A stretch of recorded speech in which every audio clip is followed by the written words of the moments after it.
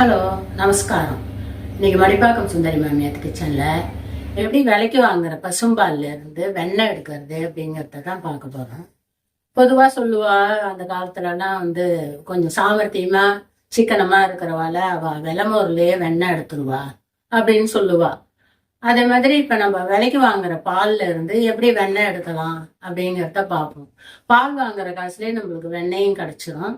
அதே சமயம் நம்ம ஒரு மாசத்துக்கான நெய்யும் கிடைச்சிடும். ஒரு மாசத்துக்கான பால் வாங்குற காசுலயே ஒரு மாசத்துக்கு தேவையான நெய்யும் தினப்படிக்கு கிடைச்சிடும். நம்மளுக்கு அது கறந்த பால் கொஞ்சம் விலை கூட தான் இருக்கும். எல்லா ஊர்லயுமே கிராமத்துல வேணா குறைச்சலா இருக்கு. பொதுவா சிட்டில எல்லாம் கொஞ்சம் விலை கூட தான் இருந்தாலும் பரவாயில்ல. அதுல B12 இருக்கு அப்படிங்கிறா. அதனால நம்ம வெஜிடேரியனுக்குலாம் B12 கிடைக்கிறது உடம்புக்கு ரொம்ப கஷ்டம் தான். வேற எதுலயும் இருக்காங்கிறது தெரியல. அதனால கொஞ்சம் கூட போனா கூட பரவாயில்லன்னு வாங்கிக்கலாம்.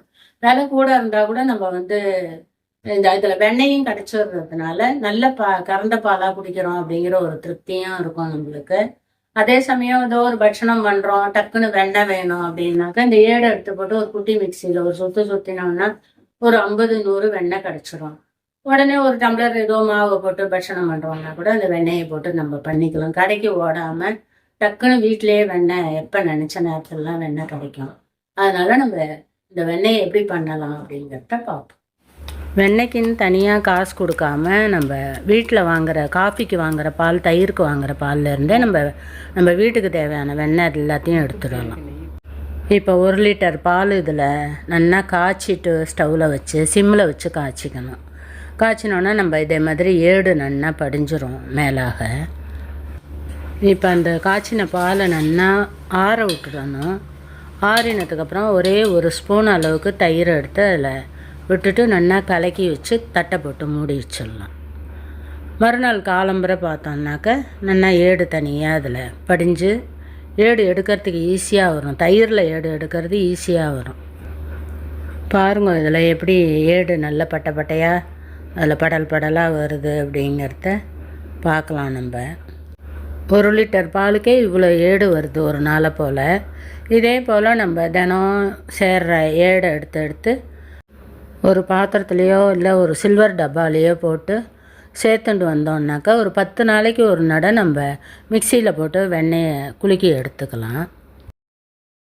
நான் பக்கத்தில் ஒரு பாத்திரத்தில் வச்சுருக்கிறது ஒரு 10 நாள் ஏடு. தினம் காலம்பரை துவைச்சதுக்கு அப்புறமா அந்த தயிர்லேருந்து ஏடை எடுத்து இதில் போட்டு ஒரு தட்டை போட்டு மூடிட்டு ஃப்ரீசரில் வச்சிடலாம். 10 நாள் ஆனாலும் அப்போ தான் வீணாக போகாமல் இருக்கும். ஃப்ரீசரில் வச்சோன்னா தான்.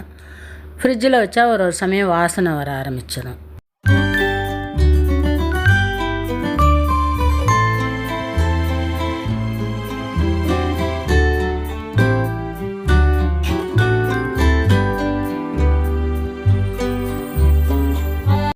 நம்ம காஃபி கலக்கிற பாலில் கூட இந்த மாதிரி ஏடு தனியாக தங்கிக்கும். சில பேருக்கு காஃபியில் ஏடு வந்தால் பிடிக்காது. அப்படி இருக்கிறதுக்கு நம்ம கரண்டியால் ஒதுக்கிட்டு அந்த பால் எடுத்துட்டோன்னா இதையும் அந்த தயிர் ஏடோடு சேர்த்துடலாம். இப்போ நம்ம சேர்த்து வச்சுருக்கிற ஏடை எல்லாத்தையும் எடுத்து இப்போ ஒரு மிக்சி ஜாரில் சேர்த்துட்டு அதில் ஒரு அரை டம்ளர் அளவுக்கு தண்ணியையும் விட்டுட்டு பல்ஸ் மோடில் வச்சு ஒரு 2 நிமிஷத்துக்கு அடிச்சுக்கணும். முதல்ல கொஞ்சம் நரைச்சா மாதிரி வரும். அதுக்கப்புறம் மறுபடியும் ஒரு 2 நிமிஷம் அடித்தோன்னாக்கா நல்லா இதை போல் வெண்ணெய் திரண்டு வந்துடும். இதே போல் இருக்கிற ஏடு எல்லாத்தையும் ஒரே தடவையாக போடாமல் 2 தடவையாக போட்டு பண்ணினோன்னாக்கா ஈஸியாக வெண்ணெய் திரண்டு வந்துடும். இதை காலை வேளையில் தான் பண்ணணும். கொஞ்சம் வெயில் ரொம்ப வராதுக்கு முன்னாடி பண்ணிட்டா ஈஸியாக திரண்டு வந்துடும். வெயில் வந்ததுனாக்கா கொஞ்சம் கரைஞ்சி சட்டுன்னு வராது. அதனால் காலை வேளையில் பண்ணிவிடுங்க.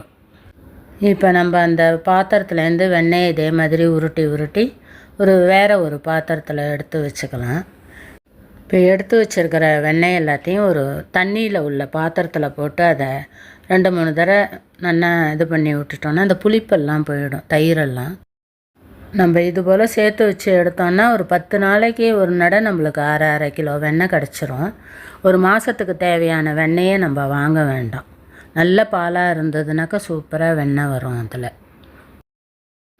இப்போ ஒரு ஸ்டவ்வை பற்ற வச்சுட்டு அந்த வெண்ணெயை வாணலில் போட்டு சிம்மில் வச்சு நல்லா வெண்ணெயை காய்ச்சிக்கலாம். நல்லா காஞ்சுடுத்தான்னு செக் பண்ணுறதுக்கு சில பேர் முருங்கைக்கீரையை போடுவாங்க. இந்த மாதிரி போட்டு பார்த்தாலும் படப்படான்னு பொரிஞ்சுடுத்துனா காஞ்சுடுத்தோன்னு அர்த்தம். அந்த ஓசை அடங்கிடும். 2வது ஸ்பூனால் அப்படி தள்ளி பார்த்தோன்னா ஒரு மாதிரி ப்ரௌன் கலர் தேன் கலராக வந்திருக்கும். அந்த அளவுக்கு காய்ச்சணும். ரொம்ப வெள்ளையாக எடுத்துட்டோன்னாக்கா நெய் அவ்வளோ வாசனையாக இருக்காது. நம்ம அந்த ஸ்பூனால் கொஞ்சம் அந்த நுரையெல்லாம் நகர்த்திட்டு பார்த்தோன்னாக்கா நல்லா தேன் கலருக்கு ஆகிருக்கும்.